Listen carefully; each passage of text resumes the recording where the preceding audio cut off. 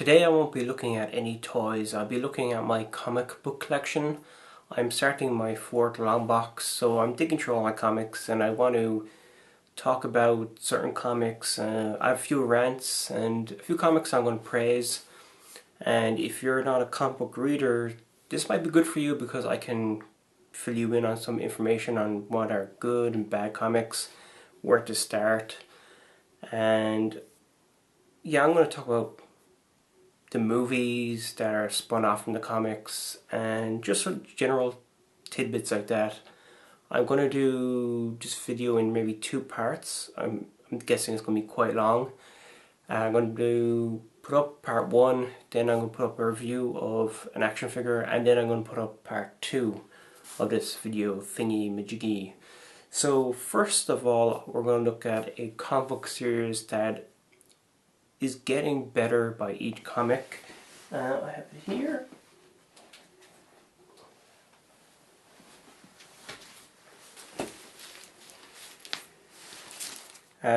Guardians of the Galaxy. This is a comic book that just keeps getting better with each issue, and this is issue number 18 of Guardians of the Galaxy, and it's been fantastic. If you really enjoyed the movie, I would recommend picking this comic book up. It is different to the movie, so don't expect that same crazy humor, but there's some great stuff. I mean, Iron Man has been a part of the team. Who else? Actually, I just like, at the moment, Agent Venom, Flash Thompson as Venom is a part of the team, and is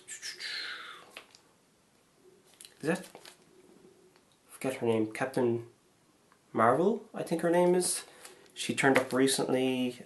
Trying to go through these. You know, they've been teaming up with the X-Men. So it seems like these books are crossing paths with famous Marvel characters to boost the sales, I guess. I really like this cover. This is issue 1 of Guardians of the Galaxy, and it's a variant cover, and it's Rocket Raccoon watering Groot, and there's a catchphrase, "I'm Groot." So this is a good comic book series. I recommend it. You can jump into it. Marvel do a nice thing where they recap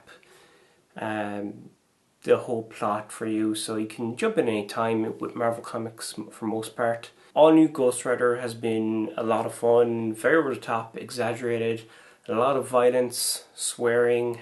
I'm really looking forward to this Ghost Rider crossing paths with the old Ghost Rider, so that's something to look forward to. So far this book hasn't relied on famous characters in the Marvel Universe. Ghost Rider, you know, it's just gone by name alone. So yeah, I think this is worth picking up. It's only on issue 7, so get in there and buy it. If you're a big fan of Winter Soldier, the movie, and you really like that character Winter Soldier, Bucky Barnes, then I'd recommend picking up this 5-part issue. It's called The Bitter March, and basically Bucky has been revived at, I think in the 60s maybe, or 50s or 60s, I'm not quite sure, but he's on a mission to kill 2 German scientists. Really good 5-part series. Another 5-part issue they released is Thanos, and they released an annual as well. But Thanos Rising starts with Thanos as a child up until he's an adult, so you learn a lot about the character. If you're going by the movies, you won't know really anything about him. You may think he's a badass singing on a chair, but there's a lot to this character, and I didn't know much about Thanos until I read this series, and now I'm a huge Thanos fan. And especially in the recent issue of Guardians of the Galaxy, Thanos is in a story, and it's fantastic. So yeah, pick up Thanos Rising. Right now I'm big into the X-Men, especially Scott Summers. I think since he got possessed by the Phoenix Force and killed Charles Xavier. It's made the character really, really interesting. And I've liked that they've taken the X-Men from the past and brought them into the present. You know, it's an idea that didn't run stale, and they're still going with it, and it's still working. Right now, the X-Men are caught in, I think they're like in the Ultimate Universe. They're kind of, so they're in the wrong time and they're in the wrong universe. So they met up with Miles Morales, and I'm a big Miles Morales fan, so this is a great crossover. So all new X-Men, great comic. This has been great for me because I haven't read X-Men in a long, long time, so seeing X-Men pulled from the past into the present, it was a great way to be introduced to these characters again. And I'm coming a youth, like I said, I'm a youth Cyclops fan, and I've picked up Cyclops. And I like the young version of Cyclops because he knows how his future self has turned out. And now he's in space. He's separated himself from the X-Men. He's in space with his dad, and his dad is teaching him how to fight like a pirate. So this version of Cyclops, he's younger, he's more naive, he has a good sense of right or wrong. So I'm hoping when he returns from space, maybe he'll take on his future self, and I think that'd be really, really interesting. I started reading Uncanny Avengers again, just because it's the March to Access, and the story behind this is Red Skull has taken the brain of Charles Xavier and put it inside his head, so he has Charles Xavier's psychic powers, and this is going to be a big event. So yeah, I decided to go back and start reading Uncanny Avengers and Captain America because I want to be caught up in the storyline that I think is going to be fantastic. So all the X-Men books right now are great. The characters are really interesting. I would like to see more of Hank. Since Duggan has taken over Deadpool, it has been absolutely fantastic. Prior to him coming on board, Deadpool was kind of becoming a stale character for me. They just kept writing stupid joke after stupid joke, and there was no humanity to the character. And that's one thing Duggan has done. He's brought this human element to Deadpool, and Deadpool can still be funny and outrageous, but he is also a guy who carries a heavy weight with him.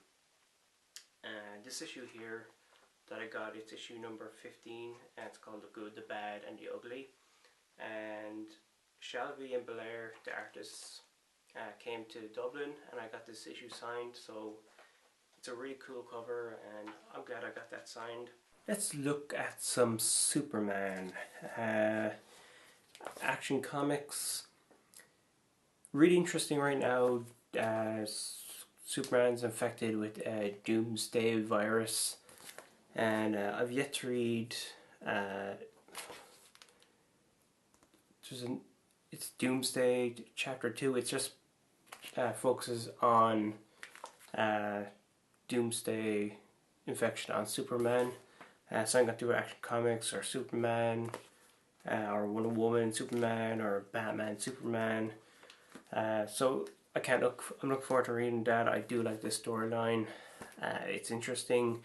I didn't like Action Comics early on because I just found them to be very kind of confusing, convoluted, and it kind of reminds me of, what do I have here? I don't think I have it with me, but Batman Superman right now. I'll read it, I'll enjoy it, and then I'll just completely forget what the storyline's about. And it's a shame that DC Comics don't kind of have that recap page like Marvel do. This is a shame. Superman, I am a big Superman fan, so I have a lot of Superman titles.